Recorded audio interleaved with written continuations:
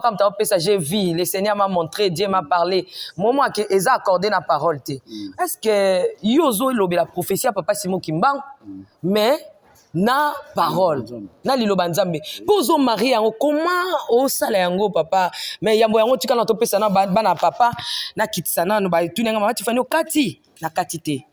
Elongo to sa na no kombo atata. Bande ko baba mama tifani okati biso to mesana déjà au kombo atata. Muto nyonso to azali boso caméra tokei kaka ndenge ezala kaka bana papa boyebi. Eza kombo atata c'est au nom du Père et du Fils et du Saint-Esprit. Eza en kacha Bible. Papa, avec beaucoup de respect, tokende kaka, okombo atata, pe ya mwana, pe ya moni mosantu, la zolo bana ma commission te. Ata moi jauti likolo ya kolo bana bino makambo. Mais eza na maloba na ngate, uti pa nzambe te tonzima te. Exactement. Mais siko papa bat o ba interpréter ka prophétie o yozo interpréter ka lelo na obenga ba goût danser, ba goût différent. Ba interpréter ka ngo boyete. Et loko nini oyo Papa Simon a biso ke zangaki na bato ba interpréter prophétie na ngai ezangaki oyo yoko bakisa bato ba komi olingango boy papa mutu nyoso maman moi singa biso kinga na yoki émission na bino te na komi loko a mutu moko na obela malaria na za ko sala ba fièvre typhoïde. Hein? Qu'est-ce qui ne va pas? Bah, tu vas comment la typhoïde, papa? Oh, mais ce que j'aime, c'est quoi? Vous savez, lorsque les hommes de Dieu passent dans Internet, bah, tu vas en tendance à linganer bango. Mais avec vous, j'ai senti la différence. Olé, bah, tu vas linganer, bah, zo linganer ma kambo, zo bi makatina. Mais exactement, parce que na yeko. Yo, zo allez effacer. Non, na yeko na ko se présenter. Oh, le quoi, Jean-Baptiste? Jean-Baptiste avait dit, voici l'agneau de Dieu qui ôte les péchés. Bah, tu vas a besoin de chanter. Il y a Jésus. Les gens attendaient celui qui doit ôter le péché afin que la souffrance soit mise. Et ça l'a pas cité. Et ça l'a pas cité. Nzamba kabola ka gloire nena mututi. C'est la Bible qui le dit. Le travail que j'ai fait, c'est pour la gloire de Dieu. Et ça, yangate. Maman Tiffany, je l'ai toujours dit et je l'ai toujours répété. Ceux qui n'ont pas pour kosala mosala o parce que naza na besoin comme il a qui ça. Fana comme un musicien. Attends ya mokili. Na mungongo ni papa. Maman Tiffany, na ibe yemba. Soko tuni bandeko na zaki na bango ta onazo kamba lingomba. Tika ko Maman Tiffany. Makabo a sakora na Matthieu 24, yango to vivre. Donc, les Mindele également, balabi Simon Kimbangu, de par tout ce que tu fais, tu es un prophète. Mais pourtant, le 3 octobre 1921, tant que Sambisi na Mbanzong batuna ke mutuna. Yebi sabiso yo ozanani. Yebi réponse à ça. Yé mutami yé baka na yé. Alors bah que je suis le prophète du Congo. Non. Alban. Alors bah qui je suis l'Mvuluzi. Le sauveur. J'ai été envoyé pour libérer le peuple Congo et la race noire du monde entier. Tu es un excellent professeur. J'ai dit, bon, c'est pas moi, c'est Dieu, parce que c'est lui qui m'envoie. Mais c'est ce que j'ai demandé tout au départ. Qu'est-ce que vous vous êtes dit avec Papa Simon Kimbangu? Quand yoka, pourquoi babengi yo? Yosko yoka kini Papa Joseph. On a yoka qui a mon asso sakolati. C'est une bonne introduction qu'on a faite aujourd'hui. Papa, lelo, tozonga na prophétie à papa. Ok. On a prophétie, on a bien mingi. Papa n'a pas boké tu à kota. Commando so à kota. Ba commando, ba batanyo surtout ba kota balanda prophétie. Opo ya ngone mema makam. Tozoke na malem. Parce qu'on a kota na nzambe. Na kika ka boto vandi to bana solora. Na Papa Simon. Mokolo moko toza na bureau biso bale to solo ti presque 1h du matin. Alors bana nga polele mbuta moto na papa. Makambo moni o boni nga bingeta papa. Na mona di surnaturel Ya nini?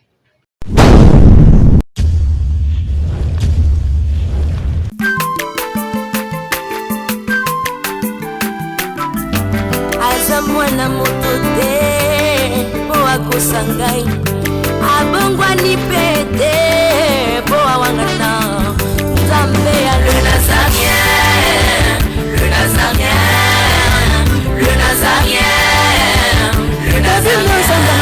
Bana kitoko koma mokondima atako babakolaki mafuta na mosakolima lelo ya yo bolingo bateli le Nazarien.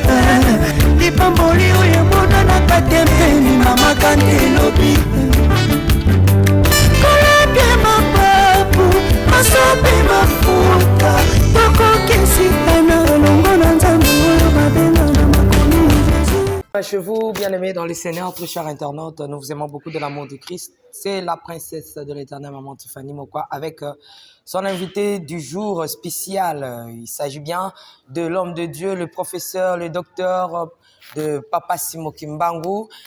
Il s'appelle Papa Joseph. Donc, Papa Joseph, Yene Mututo Yambi na Mokola Lelo. Mais je suis tellement heureuse. Je sais aussi cela est réciproque et partagé. Boane Sengamo na Papa Joseph Nabino Aza. Donc, Mutu Oyoyo a Kolongolaye na Rosala Bémission Boye Adi. Pour les sons fait Pesama. Et à côté que dans classe beaucoup ma leçon sauter oui sauter classe aux à la rétrograde hein ba quitter ça yo donc soit papier na bic ato tia moi mais c'était vanda calenda leçon to bengani to kota benga bato nyonso to balinga émission oyo yebisa bango Papa Joseph aye ngana yebisa ke ba goût danser ba goût différent donc aye na ba azo pesa matière na modernisation. Parce que l'autre fois, avant, c'était pas comme ça lorsqu'on parlait de choses de kimbanguistes. Hein, kimbanguisme, on a opé sa maboité. Tu as dit, on a tata kala bakoum. Na ba pasteur bazako se retrouver. Talaka nzambe a komi même ko fongola batu misu ba omona. Bakufi misu ba omona, bakufi matoi ba oyoka, ba baba ba oloba. Dans la cité, nous sommes juste au début, c'est au départ. Non, vraiment, tu as avancé. Zoa kiti, zoa papier, zoa bic. Vanda pour que l'anda makambwalelo. Tozongi na prophétie, il y a Papa Simo Kimbangu. Boyo kana na prophétie, mais awa to na prophétie, o ba interpréta, il y a Papa Simo Kimbangu. Allez-y comprendre avant de demander ces cantiques à la régie que la prophétie par excellente, c'est la parole de Dieu. Vous connaîtrez la vérité et la vérité vous affranchira. La Bible me dit, mon peuple sera enseigné par moi-même. Et la Bible nous rajoute que dans l'ère des tresses, il envoya sa parole.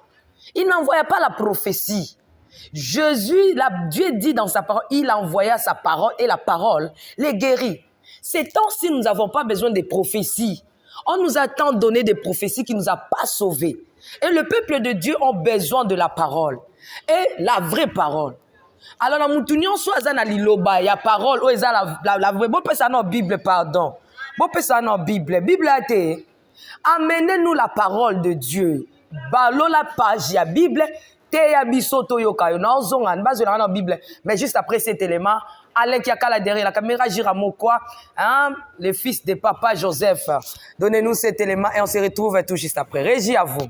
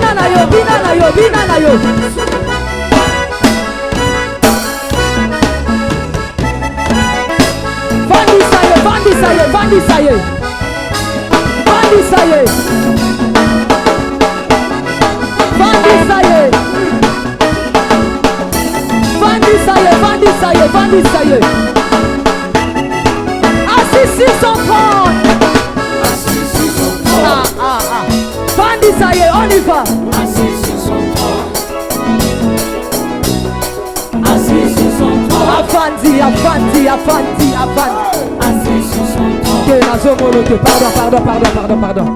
Assis sur son trône. Oh, Oya biso nzambe. Bandisa ye, on y va. Kaka.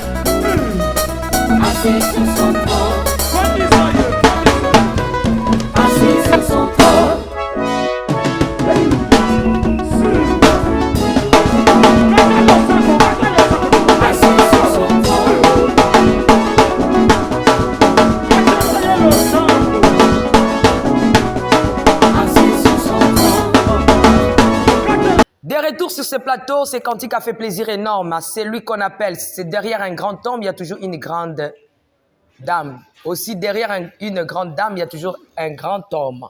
Il s'appelle Guy Labala et Lauriane Labala. Maman Lolo Labala, Obapesangandoui. Tiffany Princesse Labala, Princesse Tiffany Labala. Donc Nzamba Pambola Bino, papa Guy, maman Lauriane, bisika bozala frère d'ici na banania surtout et Win Anaël Sacré Eden.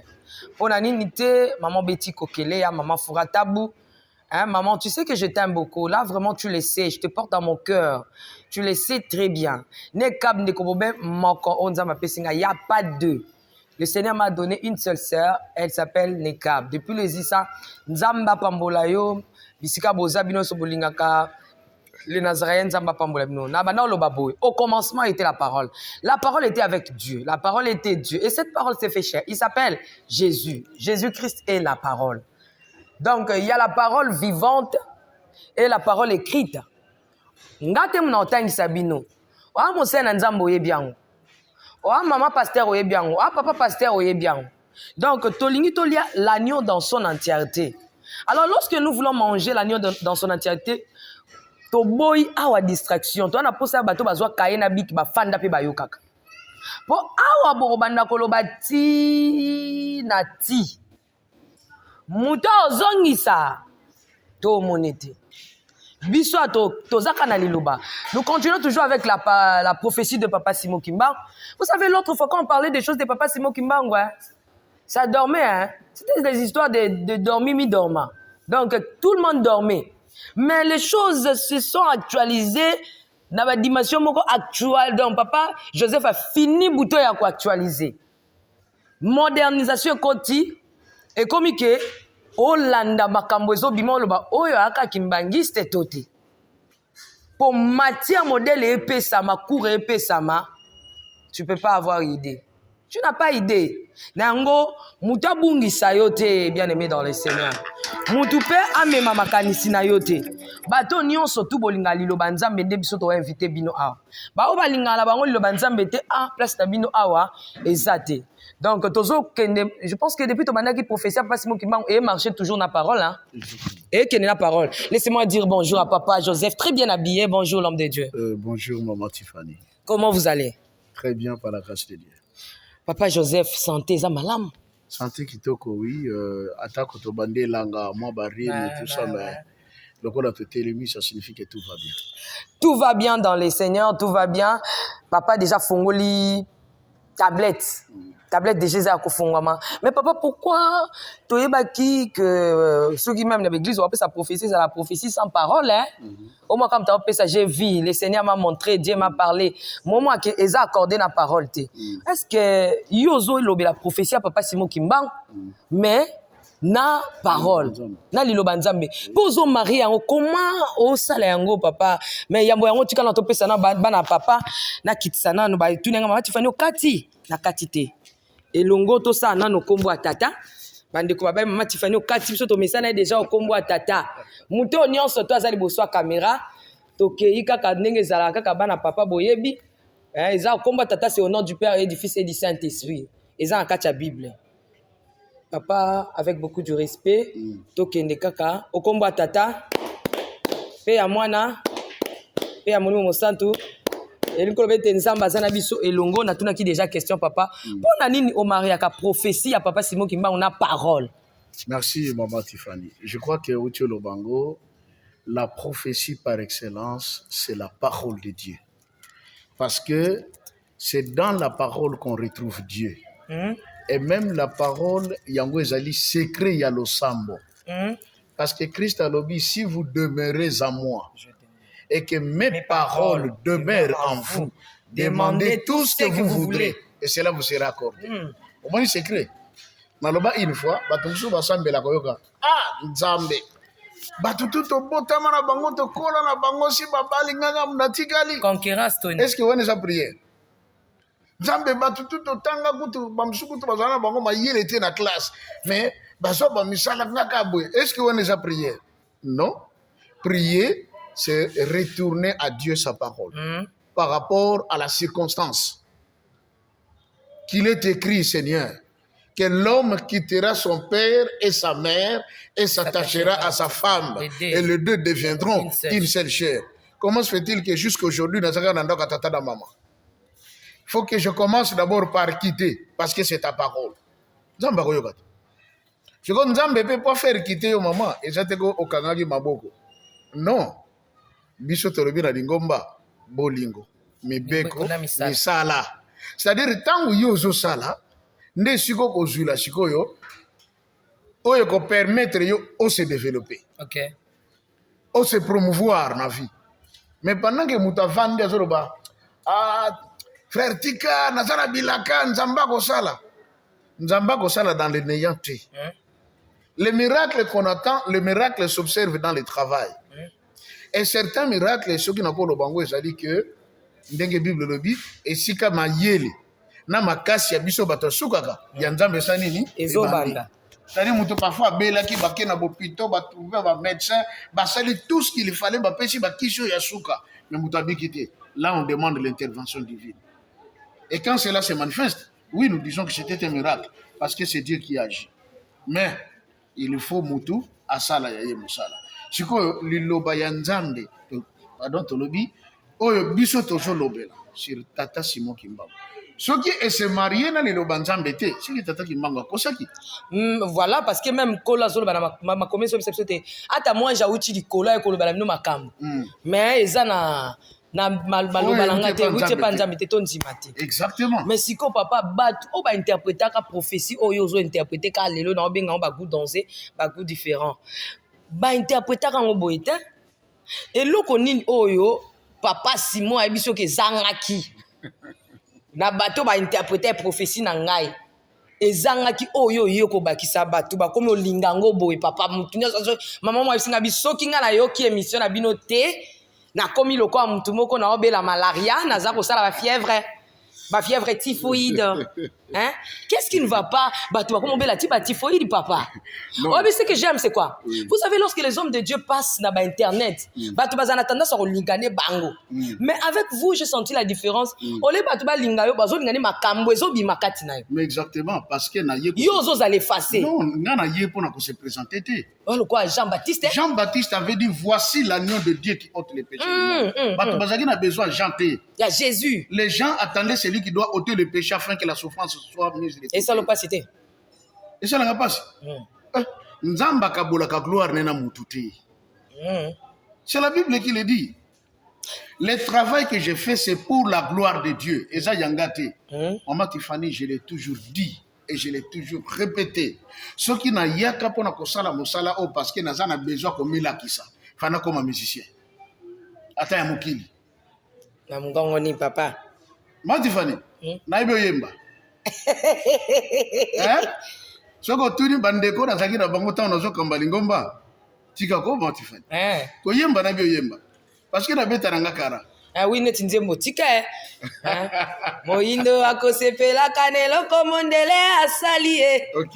Kasi mokolo nini okosepe Kasi mokolo nini okosala ya bandima yo moindo mawa zoba ozanga mayele sosola nzambe na yo Kimbangu yende akosunga yo ndimela moindo lofundo ya pamba tika kotia tembe Kimbangu azali nzambe na yo.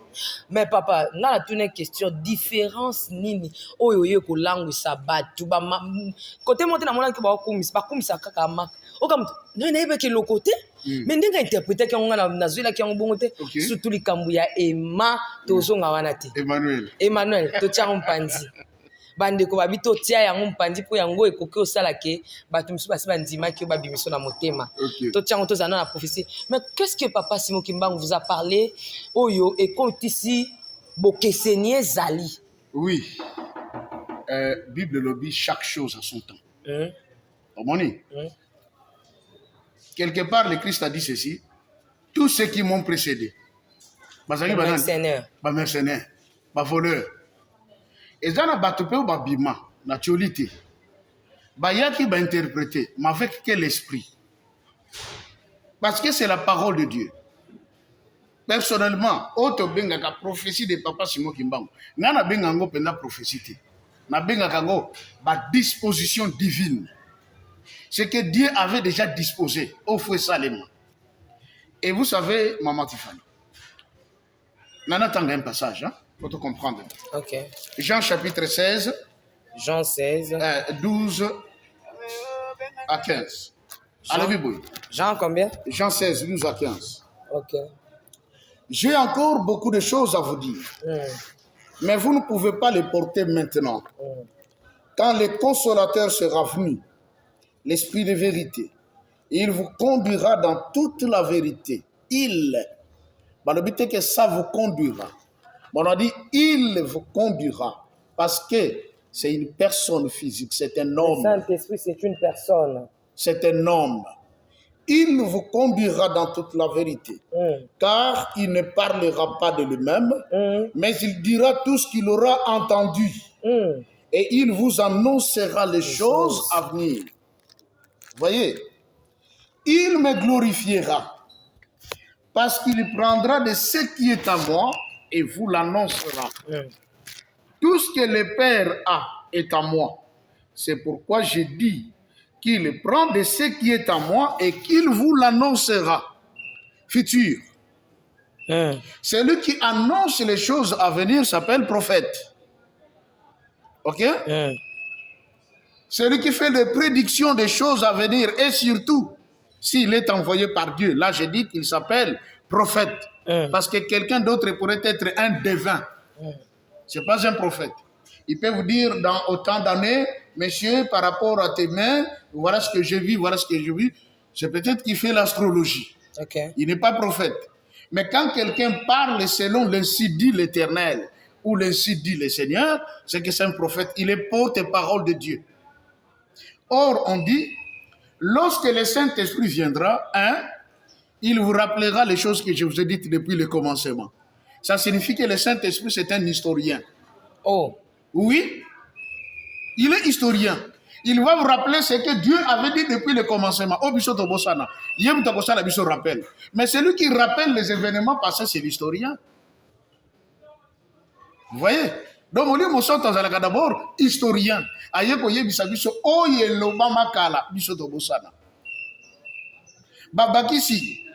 Il vous conduira dans toute la vérité. Il vous conduira. On n'a pas dit il dira toute la vérité. Non. Il vous conduira. Mission en dehors du fait que Azali historien, mais Azali conducteur, il y a Batopo pour découvrir la vérité. Il y a zo guidé yo kaka. Azote il y a toute la vérité, te bazo guidé yo. OK, ne peut découvrir la vérité. Savez-vous que la vérité on la découvre? La vérité ça que l'homme a caché. OK. C'est ainsi que le Christ a dit, celui qui cherche trouve. Vérité bomba maka. Bamsou balabio non, le kota yaki mbango na nini? L'ascenseur. Mais vérité yé, l'escalier. Malembe, métier sadine. Et comme. Donc la vérité prend du temps. Les mensonges va vite. Mensonge, maman awa. Surtout bimise local le kota boy to conseiller mutu kam. Surtout net dans les médias boy. Et qui mo kilmo bi? Panzani. Au mon amour. Mais comme on dit la vérité, il y en a aussi qui se disent. Maintenant, c'était baza content. Ah, mais Tiffany peut sous. Ah, quel logo ta moto sous wapi quoi? Hein? Ah, babilo go sur ba. On zappe bilo go ndengini. Il y en a aussi qui sont contre. Mais pourtant, j'ai dit la vérité. Vérité, il y a malem. On a dit quand le Saint-Esprit viendra, il vous conduira dans toute la vérité. C'est-à-dire, togoye ba vérité sous ya ndambuté. Toute la vérité. Biso ba Congolais to za banani. Faut toyeba toute la vérité. Bateau bozo ko agresser biso baza banani. Faut te toute la vérité. Et la personne qui va nous aider à découvrir toute la vérité, c'est le Saint-Esprit. Mais on dit, il vous conduira. C'est un homme. Ce n'est pas une colombe. C'est Ce encore que une colombe, elle vous conduira. Na mon pépé, Ce que mon peuple, ça vous conduira. Monsieur huile. Ça vous conduira. La personne du Saint-Esprit. Mais Hein. il y a 3 personnes En Dieu. Pourquoi il y a 3 esprits en Dieu? Il y a 3 esprits en Dieu. L'esprit du Père, l'esprit du Fils et l'esprit du Saint qui est devenu donc le Saint-Esprit. Maintenant, il y a 3 personnes en Dieu. Donc, c'est le français. Non, évitez pourquoi c'est compliqué. Savez-vous ce qu'il y a un? Il y a un seul Dieu qui règne dans les cieux. Savez-vous ce qu'il y a 2? Il y a 2 testaments, l'Ancien et le Nouveau. Il n'y a qu'un seul Dieu qui règne dans les cieux. Ok? Savez-vous ce qu'il y a 3? Il y a 3 personnes en Dieu. Dans Dieu, il y a 3 personnes. La première personne, le Père. La seconde personne, le Fils. La troisième personne, le Saint-Esprit. Na décriva awa comment Nzambe a été comme Kabola bimi 3 personnes pour akokisa œuvre na ye. Wana to zonga te. Alors maintenant balobi tant ye moli momo santo akoya c'est que ako rappeler biso le Obama na kala en tant que historien ndenge to sala kiti. Que non biso to utaka kuna nasi. To legi par l'Égypte. To yena ba Zimbabwe. To côté na Katanga Zambie, Katanga. Biso na to baluki tito ki ko sala royaume Congo. C'est une histoire antique. Mais les Saint-Esprit ont dit non. Parlez de ça. C'est pour que vous compreniez Bouti Wapi. Il y a quelque chose de pire que le Kanavi à Moutou, c'est vivre sans se connaître. Maman Tiffany, si vous vivre au milieu habité, bah qu'on manipuler. Okay. Et la Bible le dit. Dans le livre de Galates, je crois chapitre 4. On dit ceci, un héritier n'est pas différent d'un esclave. Aussitôt qu'il a encore quoi? Enfant. Donc, serviteur peut-être nanda kona bango abengi prince. Yo, yala. Qu'est-ce que me la cigarette? Petit paquet mbango, cigarette. Jus. Aye nango aye ko pesa pas gare. Mais les mêmes enfants, c'est comme Mokolo. Mon père est le président. Mon père est le roi. Allez, yo serviteur lo banaye, que nous sommes de la magie. Le même jour, vous comprenez non? Le même jour, Moussa le Sili, Nini, oh non, il a osé envoyer le prince à Gnekosson Beleji. C'est un serviteur impoli. Aïe, Gossala Nini, il est à chef de il est qui? Serviteur. Donc, aïe, qui peut servir. Comment se fait-il qu'il y ait aïe pour servir à commis bas servir? Ainsi, quand on vit sans se connaître, on te manipule. Mais tant qu'on y vit, non, ça passe pas chez moi. Je sais ce que je suis. Et quand le Saint-Esprit est arrivé, à Zoko conduire Bisso dans toute la vérité pour toyer Batoza Banane. Paix à Bakissi, il vous annoncera les choses à venir. Là, mon livre est devenu prophète. Vous comprenez? Jean, chapitre 4, l'histoire de la femme samaritaine. Mais qu'est-ce qui s'était-il passé? Quand la femme a entendu Jésus, à quel moment? Venez voir celui qui m'a dit tout ce que j'ai fait. Ne serait-ce le Messie? Il doit être un prophète. Vous voyez, non? Okay. Donc, même le Christ en venant au monde, lui qui est Dieu, lui qui est la parole de Dieu, il est venu en tant que fils de Dieu, mais il s'est fait aussi prophète de Dieu. Macabo a Sakora dans Matthieu 24, il y a un vivre. Donc, le Mindele également, Simon Kimbangu, de par tout ce que tu fais, tu es un prophète. Mais pourtant, le 3 octobre 1921, tant que tu as sambiché dans Bazon, tu as Yebisa biso yo ozanani. Ebi réponse à ça. Yé mutomi yé bakanaye. Alors que je suis le prophète du Congo. Non. Alban. Alors qui je suis l'Mvuluzi. Le sauveur. J'ai été envoyé pour libérer le peuple Congo et la race noire du monde entier. Je suis le prophète. Je suis le sauveur. Maman, est-ce que Nga Joseph va se permettre, Congolais, venez, je suis votre sauveur. Mais quand on est sauveur, c'est que bâton n'est pas sauvé dans la direction fondamentale de Mabango. Or, on a un sigara comme un bateau. Na minute soki mutalinga la nanga na komemeka kana lingomba na suki wana. Omemeka. Njela lola na ebite bakote la porte wapi.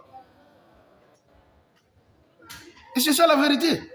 Ah pasteur, makambo so te pende kotinga ibo ndeko lokole za boko soko so mokano koko momondimi kasi kene komisa komo landa malongi komo mondimi. Nenga komo ndimi to ko mona na moi. Ah moni papa malamu nanda ko atoza bien. Papa vraiment kutu na sana zoko évoluer na komi surveiller na komi na kuta na bango ebele o ba komi déjà bandimi na kata lingomba ya tata Simon Kimbangu. Depuis na bande musala o je les viens Kamba un peu il y en a qui m'appellent de partout. Mais jour où mutu wana kokufa ngana ebita ko kende wapi. Seul celui qui a le pouvoir de vous conduire dans la destinée finale peut se promouvoir de dire qu'il est le sauveur. Christ a le bien abisso à sauveur, pas il dit ouais personne bien abisso et a déterminé il y a plusieurs demeures dans la maison de mon père. Si tel n'était pas le cas, je ne vous l'aurais pas dit. Asa sûr que ne bozana so bodemenga ata bokufi. Na ibi sikana ko mabini. Lazare a kufi. Christ a dit à l'obéi, si quelqu'un vit et croit en moi, il ne mourra pas. Même s'il meurt, je le ressusciterai. Au moins, il sauveur. Et bon gars, Joseph. Donc, tu n'es pas sauveur. Non, je ne suis pas sauveur. Non, c'est pas mais Tata Kimbangu se pointe comme le sauveur parce qu'il savait qu'il est Dieu. Je ne cesserai jamais de le dire. Sans honte. Sans honte, sans peur, sans embâche. Ce que tu as grand Yamokili, professeur à ma grande université. Ils appellent à dire, wow, la vérité a fini par jaillir. Toi, il faut que tu sois placé professeur honoris causa parce que non. Tu dis des choses, tu vas tellement dans la profondeur, tu donnes les détails qu'on ne sait même pas discuter. Ça, ce sont des professeurs à la Sorbonne. Parce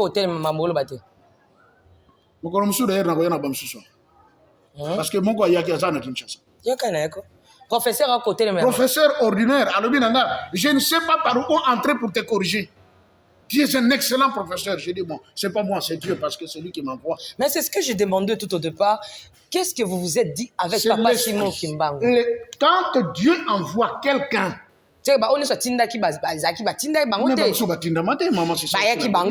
exactement.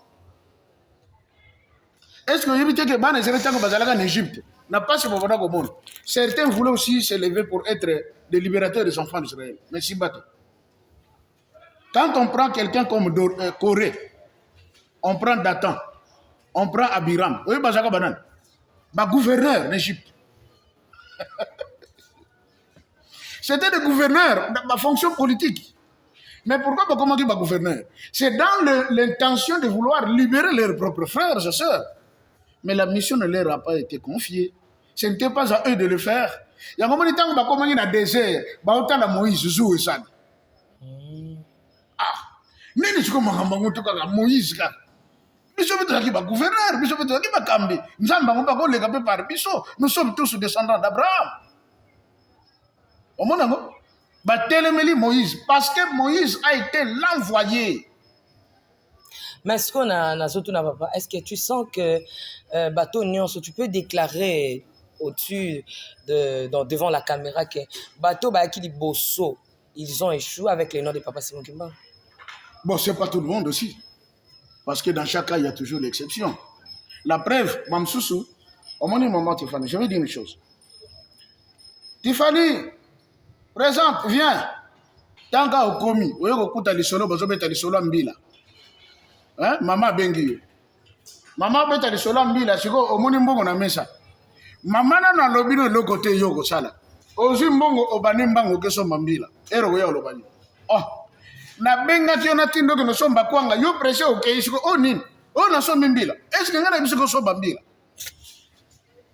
O te ka tango na yeko no bamba mbila. Non, o yo kingate. Muto soki ba bengi yo. Kozana no pressé. Yoka pourquoi ba bengi yo? Yosko yoka king Papa Joseph. O na yoka ki yango na so sakolati. C'est une bonne introduction qu'on a faite aujourd'hui.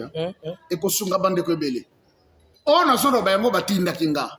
Na yego lo bango de par moi-même té. Non. J'ai le fondé té. Non. Fabriqué té. La fabriqué té. Ce qui est allé à Bonango, fallait na tika la kapuna na brancha na zala. Église. Le monde papa Simon qui monte en année. Il pose à qui chef spirituel. Vous imaginez? Bah comme ça, il y a toute une communauté, la communauté de l'Alliance, mais j'ai tout abandonné. Pour na kutanaki na oyo na yebakati. Et qui est le véritable.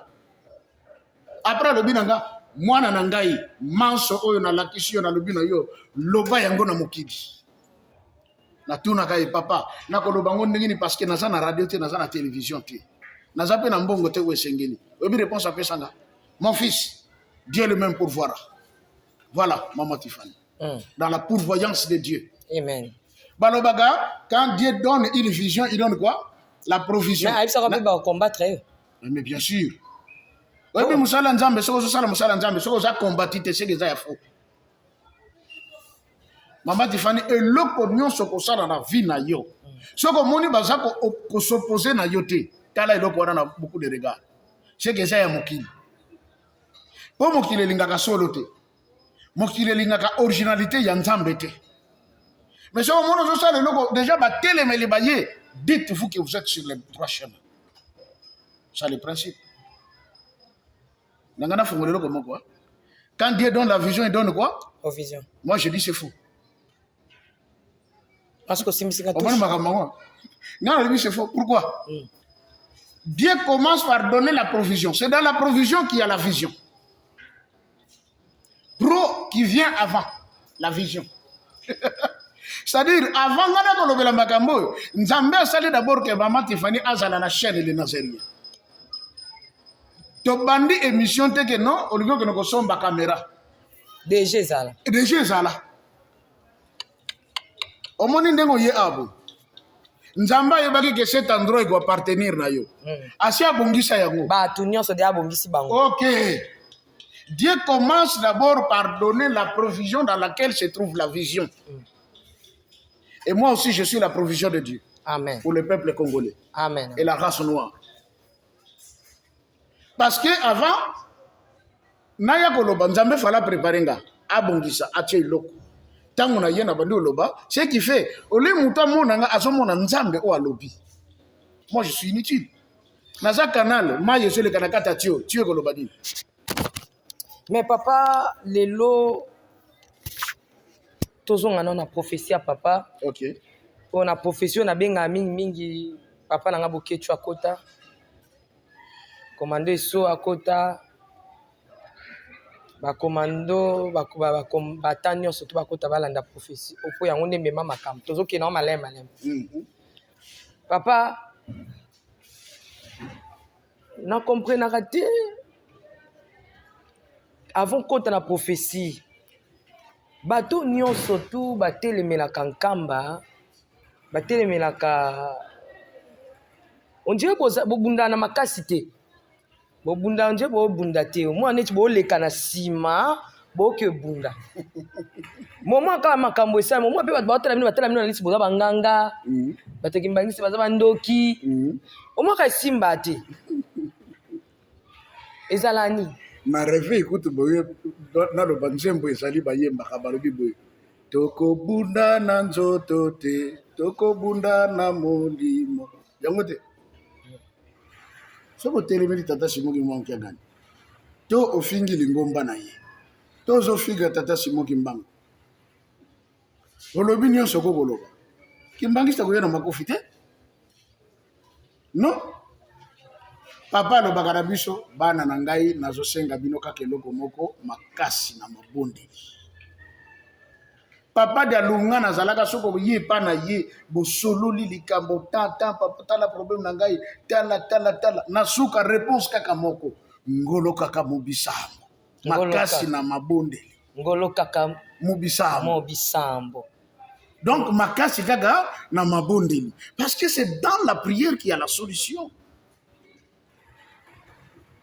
Nous okokoloba o nyonso okokoloba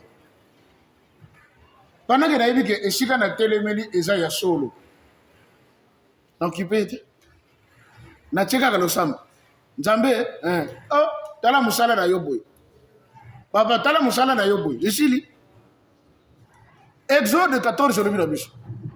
Gardez. Silence. Moi, l'Éternel, je combattrai pour vous. Parce que l'Éternel vit au milieu de nous. Azanabino. Oui, n'a pas expression que le bon jour de l'Ongianjambe. Voilà, j'ai décidé que je vais gérer prier. Mais si on a pas dans l'Ongianjambe, n'a qu'à tu vends ton sonora. Na papa Simon. Moko to zana bureau mission balé to solo ti presque 1h du matin. Alors bananga polele, mbuta moto na papa. Makambo moni au bonya na bingeta papa. Na mona di surnaturel hein. Ya nini? To so na papa Simon. Au début c'était bien. À un moment on a senti on dirait bureau changer atmosphère. Na zomona on dirait na yenanga, c'est comme si tout natation m'abélité. Comme si j'étais un peu suspendu. C'est l'impression que j'avais. Il est devenu tout noir alors. Et les yeux étaient devenus tout blancs. Namim. Amemanga dans une profondeur, alors banaka babiloko yo, nanu na yokate. Et comment ma Bible était. Kayenga ngabomaka bela kundaka ndenge. Na yoka ngomokolo wana. Fongola mukia kaka. Kaya bomi Abel. Ayebaki ka bomi parce que azalaki ndoki. Alukaka na nenga molimo esimbaka te. Yango abomaki na nzoto. Abomi ye atali azopema te. Aningisi eloko tabi nenga za bako sala so eloko te. Atimoli libulu ya sable. Libulu eleki mukuse pona nini azana ba instrument approprié te. Akotisi Abel na kati. Ache zelo likolo. Loboko ya droite ya Abel bimi libanda. Kayabi oni. Fini loboko na azo susu zelo. Loboko bimi libanda. Yango ebana kwa alerte nzambe. Abel sodo bana nzambe. Na sawa. Tala makambo ya salinga. Et la Bible dit les cris ya makila ya Abel sanini et matipanza. Nzamba tuni kaye. Où est ton frère? Comment ça l'est donc? Nalobaki, moi, je ne sais pas si je suis comme un pôle.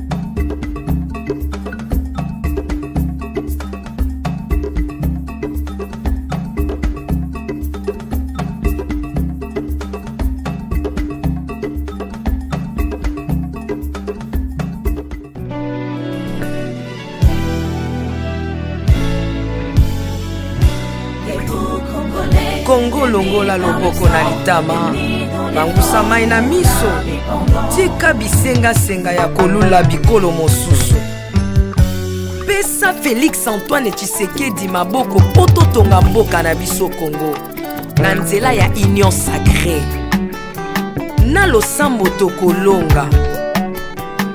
Oh toi qui écoutes la prière, tous les hommes viendront à toi. Ingénieur Edi Kabé à la main de l'Éternel, prions pour ce beau pays et pour le président Félix Saint-Chrétien. Nzambe na Isaac, Nzambe na Jacob, ozali Nzamba Israël, lelo tokomo yembo Nzamba Congo, RDC, Bokananga, lelo tokomo yembo Nzamba Congo. Peuple croyant docile et social,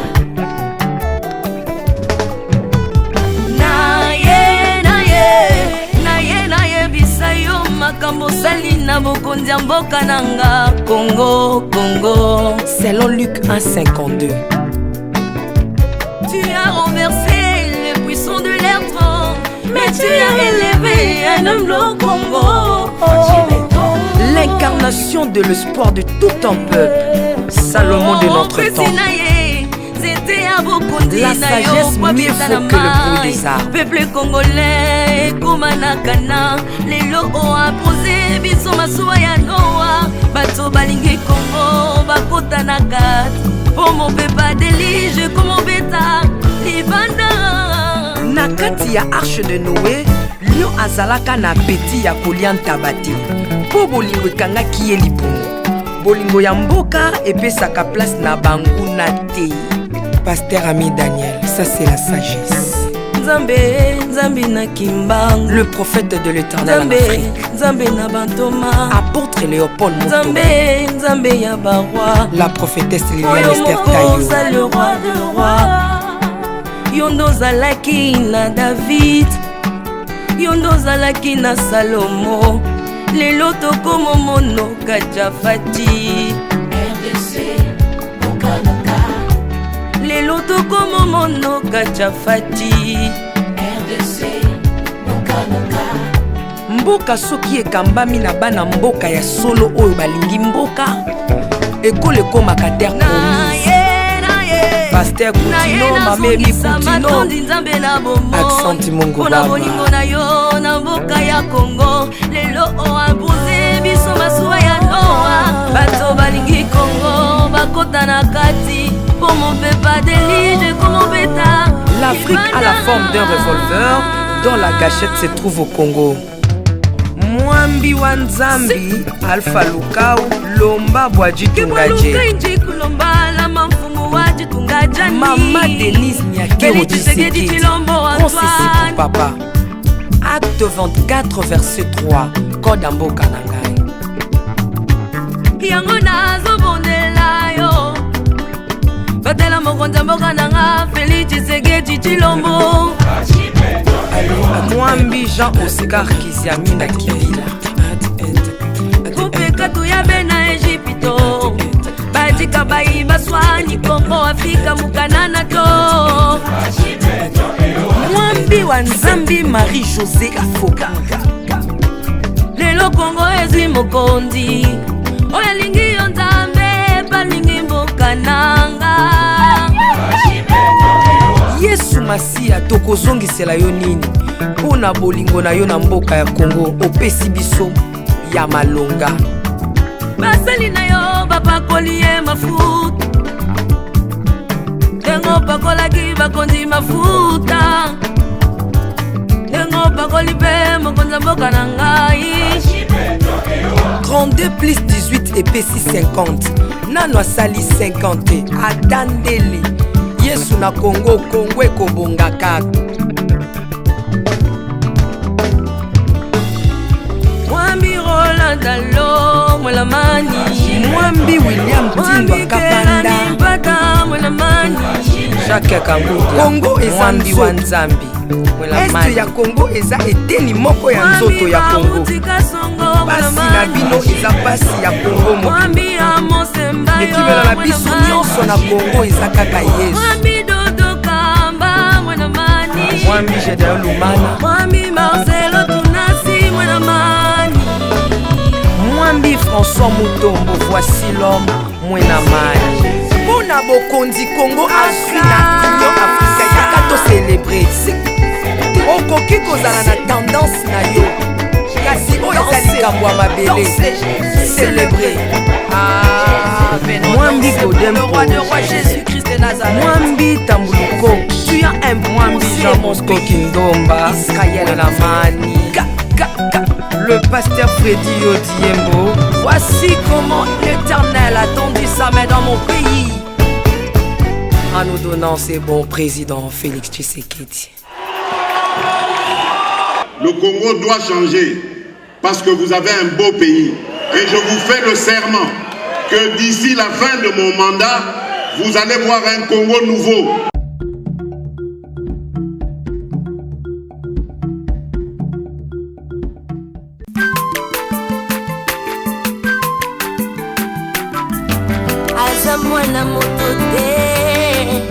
akosa ngai abongwani pete po awangata nzambe ya le nazarien, le nazarien, le nazarien, le nazarien. Kitoko koma mokondima atako bapakolaki mafuta na mosakolima lelo ya yo bolingo ebateli le Nazareth lipamboli oyo emonanaka tembeni mama kandelobi kolapie mapapu masopi mafuta tokokisikana longo na nzambe oyo babenga na makomi